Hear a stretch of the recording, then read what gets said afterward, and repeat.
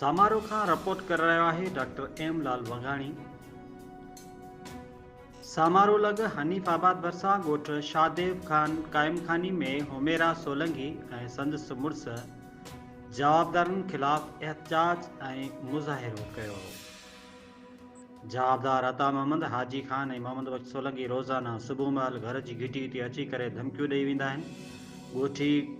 ॻोठ ख़ाली करे हलिया वञो, न त असां तुंहिंजे मुड़ुस खे क़तल करे मारे छॾींदासीं। तोखे जेकी करणो हुजे सो वञी कर। उन मौक़े ते सोशल मीडिया सां ॻाल्हाईंदे हुमेरा चयो त असां ग़रीब आहियूं, हर हारे आहियूं। असां आसे पासे जे माण्हुनि खे दाऊं ॾिनियूं आहिनि, पर न तेल निकितो न वरी खड़। आऊं ग़रीब आहियां, हू पैसे वारी पार्टी आहे, उन जी पूरी बिरादरी सोलंकी साथ ॾेई वेठी आहे। असां फ़ैसिलो ॾिनो पर उन्हनि इनकार करे छॾियो आहे। पोइ मूं मजबूरन कानून जो पासो वरितो ऐं दरख़्वास्त साले भमरो थाणे ते ॾिनी आहे, पर पुलिस अञा ताईं एक्शन न वरितो आहे, न वरी जवाबदार पुलिस गिरफ़्तार कया आहिनि। आऊं ज़िले उमरकोट ऐं समारोह जी इंतज़ामिया खे अपील थी कयां त फ़ौरन मूंसां इंसाफ़ कनि।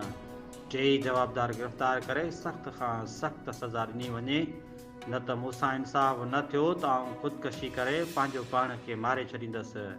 झेड़े जो कारण ज़मीनदारी फुहारे जी टांकी न ॾियण तां थियो आहे।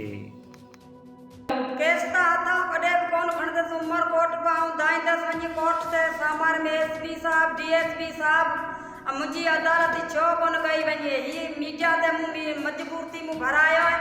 मीडिया बि मुंहिंजी अदालत छो कोन कई आहे। अगरि जे ना मुंहिंजी अदालत थी त असां टई ॼणा ख़ुदकुशी कंदासीं।